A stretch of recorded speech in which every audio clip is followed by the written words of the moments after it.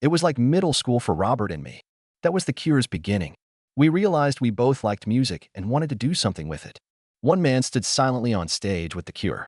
Messy hair, black coat, silent drummer or keyboardist. He wasn't the frontman or popular record cover character. But without him, the Cure may not exist. Lol Tolhurst was Robert Smith's childhood friend and band co-founder who was expelled. Lol was the Cure's quiet heartbeat in the early years, shaping a generation's dark, nervous, and hauntingly beautiful sound. He faded as the stage lights brightened, not because he lacked talent, but because his scars deepened. Depressed, alcoholic, ousted from the band he helped found, sued his best buddy, lost everything. A founder was forgotten. Why? What pushed him outside? How did he return? He was alone without music, fame, or anyone. But this is not a failure story. An individual faces the darkness in this survival story. Tolhurst returned to books, podcasts, ambient tunes, and brutally honest insights after nearly 3 decades away from the Cure's stage. That quiet, non-defensive stillness may be what makes him most memorable. He never stopped being honest with the past, not because he pushed forward. Early life. Lol Tolhurst was born in 1959 in Horley, a small southern English village with unending rows of identical dwellings and disturbing silence. Suffocating. Tolhurst was raised in a strict working-class environment by an engineer father and a homemaker mother.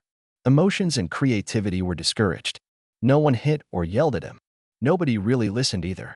His writing said he was hurt by being invisible, not anything specific. When he was 5, everything changed. That was his first meeting with Robert Smith, a child with sharp eyes and boundless imagination. They became best friends after sitting next to one another in primary school. They hid among Smith's older brother's books, films, and albums. Both were different, and in a world that tries to flatten everyone, discovering someone like you was a miracle. Being misunderstood was cruel in Tolhurst's childhood, but not violent. He received odd looks from classmates. He was dreamy, inept in athletics, and oversensitive. He and Smith were bullied in high school. The classroom was alienating, so they resorted to music as fun and the only escape. Tolhurst studied classical piano as a child, but it wasn't until he discovered David Bowie, Roxy Music, and Susie and the Banshees that he realized music could be a haven, a place where sadness could be turned into sound to strengthen the weak. The two lads started playing rudimentary drum beats and off-key chords in Smith's garage. However, that pandemonium started something real. They never wanted to be stars. Avoiding drowning was their goal. After a childhood of loneliness, alienation, and quiet desperation, Lol Tolhurst turned to music to redeem himself. Early career? Tolhurst, Robert Smith, and Michael Dempsey founded Easy Cure in 1976, a name that implied irony and a desire to heal something profound. Soon after, they abbreviated it to The Cure. The 3 young men recorded their first tracks in a small Crawley recording room, raw, frigid, and reverberating with youth without direction. Tolhurst played drums with precision, sorrow, and sensitivity that fit each song's tone. His drumming was a dreamlike heartbeat on their 1979 debut record, 3 Imaginary Boys. Tolhurst's creative contribution emerged with 1980's 17 Seconds, his second album. He, Smith, and the new members created The Cure's chilly, somber, time-obsessed sound. As The Cure explored darker ground with Faith, 1981, and Pornography, 1982, Tolhurst switched from drums to keyboards, reflecting a change in instrument and artistic viewpoint. He added atmospheric synth elements, like cigarette smoke and a void, to The Cure's rock sound, making it more psychological. On Pornography, the band's darkest album, Tolhurst's keyboards carried mood, not melody. The album's opening statement, "It doesn't matter if we all die," screams out over nightmare-like sounds. Success approached. The Cure toured Europe, enticing a generation of unfulfilled adolescents who saw themselves in the gloom. For Tolhurst, this was the start of fracture as well as ascent. As Robert Smith took over the band and became its face, Tolhurst, the childhood friend, faded. He kept playing, also drinking more. He turned inside due to touring, artistic wander, and emotional wounds.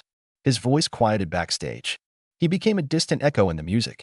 However, no one could deny during this time. If Robert Smith was the Cure's soul, Lol Tolhurst was its memory. Co-founder, helped shape its early Gothic image and witnessed a glory's prelude, rising and falling. By the mid-1980s, The Cure were making waves in alternative music. They broke into the mainstream with The Head on the Door in 1985, and Kiss Me, Kiss Me, Kiss Me in 1987 propelled them to America, where classics like Just Like Heaven ruled radio and TV. The venues grew. Misfits no longer listened to The Cure. They were cultural icons. Lol Tolhurst fell deeper into darkness as the spotlight shone. Chaos, lengthy tours, Record label pressure and fan demands followed success. Tolhurst, now totally on keyboards, lost direction and alcohol while Robert Smith got sharper, more controlled, and endlessly creative. Once a temporary solution for childhood loneliness became his biggest challenge, bandmates said Tolhurst often missed studio sessions or arrived drunk. He was silent or off-key in rehearsals. Smith saw simply a drunk, distraught stranger, not his friend. Tolhurst wrote in his memoir, "I lost myself piece by piece, just as everyone thought I was living the dream."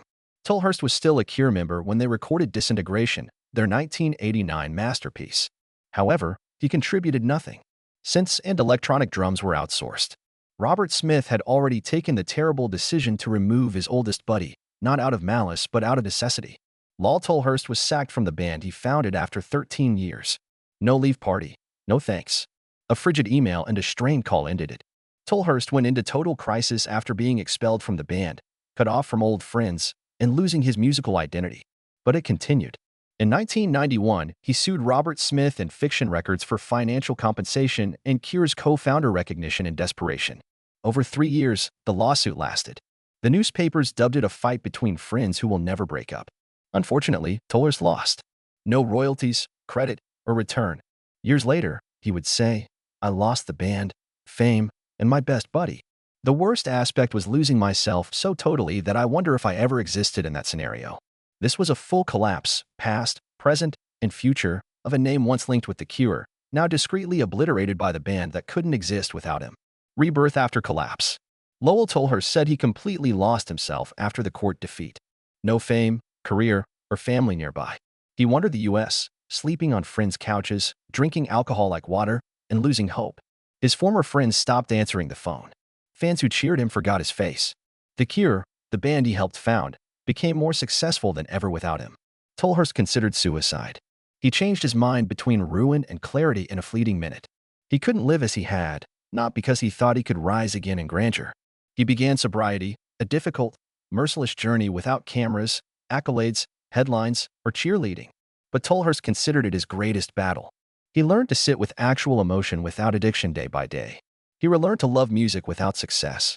Finally, he learned to write brutally honest. In the late 1990s, he married singer Cindy Levinson, who supported him through rehabilitation.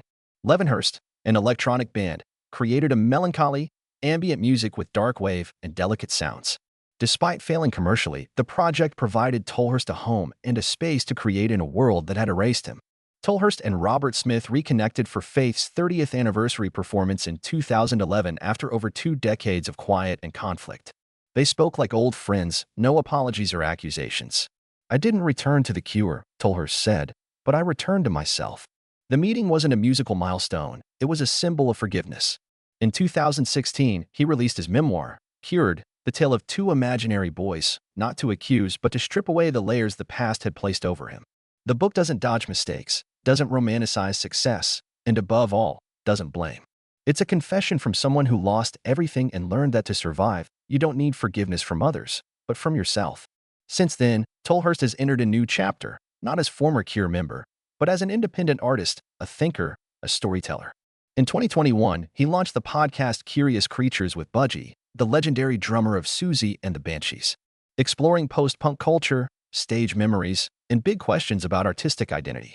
And in 2023, Tolhurst surprised everyone by publishing Goth, a history, a profound work that's not just a cultural history of Goth, but a deeply personal journey. He became a historian of darkness, not because he worshipped it, but because he had walked through it to find the light on the other side. From the depths of addiction and obscurity, Lol Tolhurst didn't return through media scandal.